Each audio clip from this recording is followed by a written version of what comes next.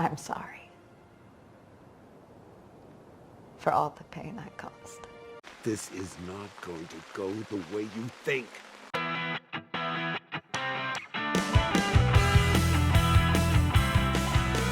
Hello and welcome back to my channel, where today we have a mighty review for you for the 28th Marvel Cinematic Universe film, that of course being Doctor Strange in the Multiverse of Madness.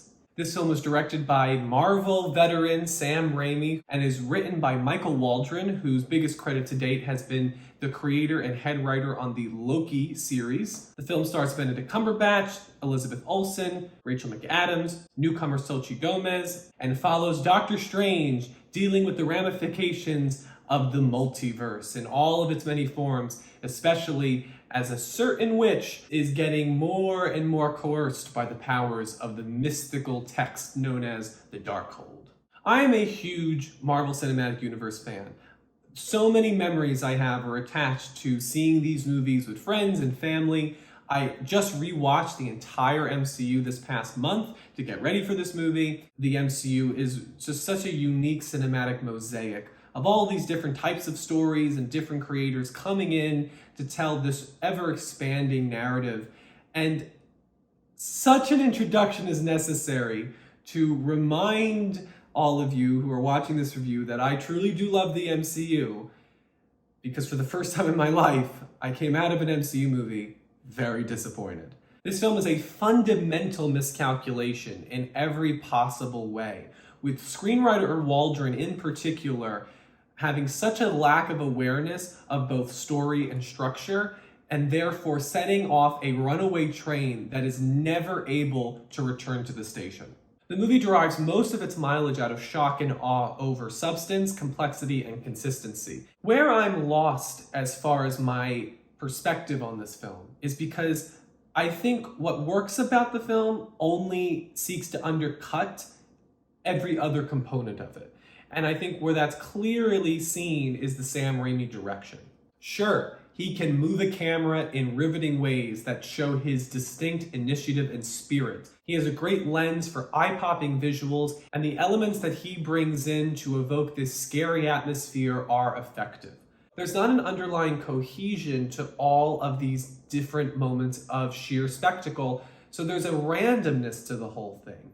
I never felt locked in during any part of the picture. I always felt detached. And this is because there's more attention being made at cool visuals and shocking the audience without a real semblance of why those moments are even here in the first place.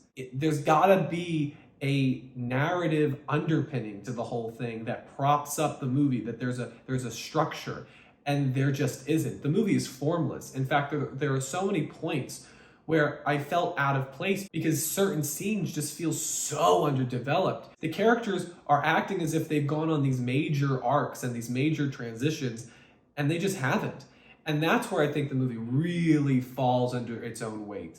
The choices these characters are making are so at odds with who these characters have been defined by. Once these choices are made, and that these characters are shown to be where they are at the start of the movie, we can never rectify those poor starts. And the movie just keeps spiraling and spiraling off of those poor decisions at the beginning.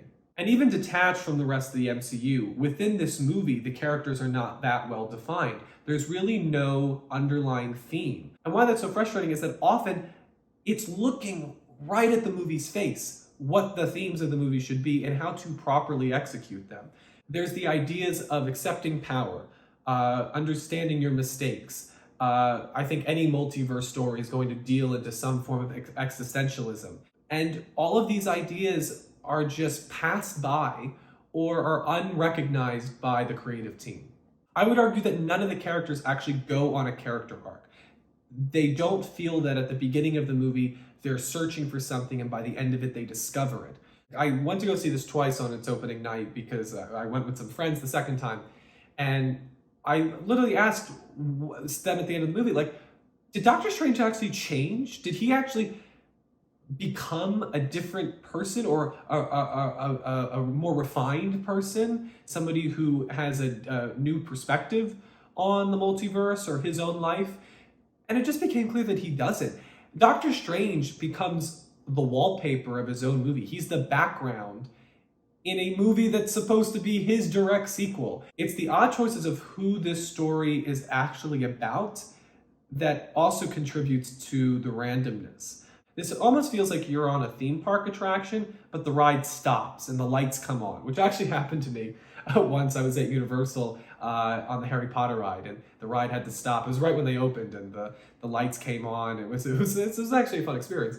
Not like this, because what this is like is the lights come on and you see all the animatronics and they're just standing there frozen with no life in their eyes. It's a soulless excuse for a blockbuster in so many ways. And what's made even worse is, again, you know what the MCU is capable of, and you know what these characters could be capable of. What became clearer and clearer was that these guys making these choices would rather have audiences gasp than audiences feel. And back to the horror elements for 1 second, the other problem is that Raimi and a lot of the people do commit to that choice, to the conceit of a Marvel horror movie. And there are some moments where I'm like, yeah, that's definitely scary. If you're younger, that probably is a very, very scary moment. But the more that he committed, the worse the movie got, because this story shouldn't be a horror movie. So let's get into Scarlet Witch.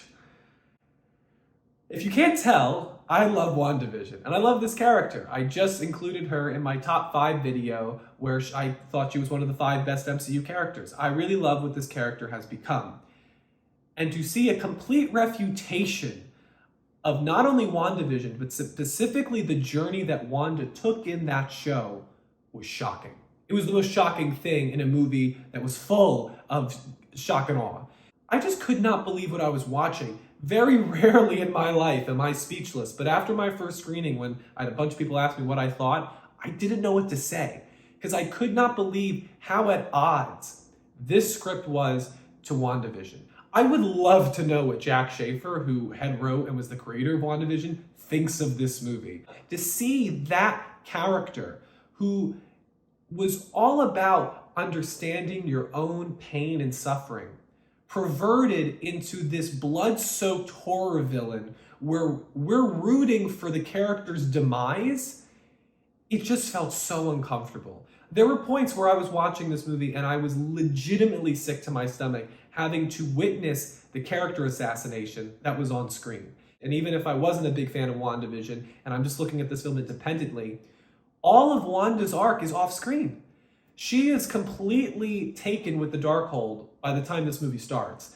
And because of that, there is no journey. She's already crazy. And I don't like sending the message that for a woman to be powerful, she must also be crazy. It's just not something I think that is beneficial in 2022. And beyond Wanda, all of the female characters are severely underwritten. And they're only given dimension as to the relationships they have as a wife, a mother, or a daughter.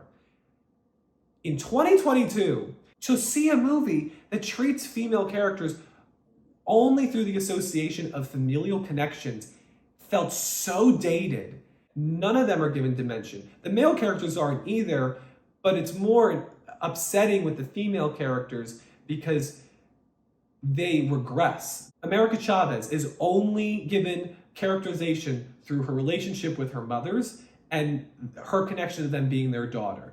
Christine Palmer's only has relevance to this plot as far as her romantic relationship to Stephen Strange. And then Wanda, for a character, again, that represents so much about internal suffering and grief and trauma, here, it's all about the fact that she's a mother, not even that she's related to Vision. I mean, Vision is just obsolete. This movie acts as if Paul Bettany just became like an axe murderer, and we're just trying to ignore that he was ever a part of these movies. Like, what the heck? Did Paul Bettany run over Michael Waldron's childhood dog?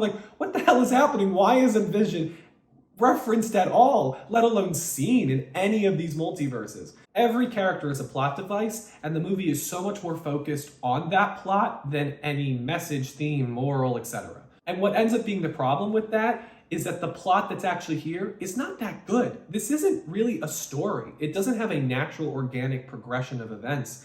And the big shocking things that are going to get you excited and talking about the movie that we went in kind of expecting from what has been teased and after No Way Home. You go into this movie and all of the things that are meant to make the MCU feel bigger end up just making it feel smaller. In the end, this is a movie that is an endless barrage of genre conventions and pithy plot contrivances that leave you feeling shallow and empty. The central ethos of the MCU has always been character first, where that mentality of making sure that they preserve the character is what has grown this to be one of the greatest, if not the greatest fandom of all time.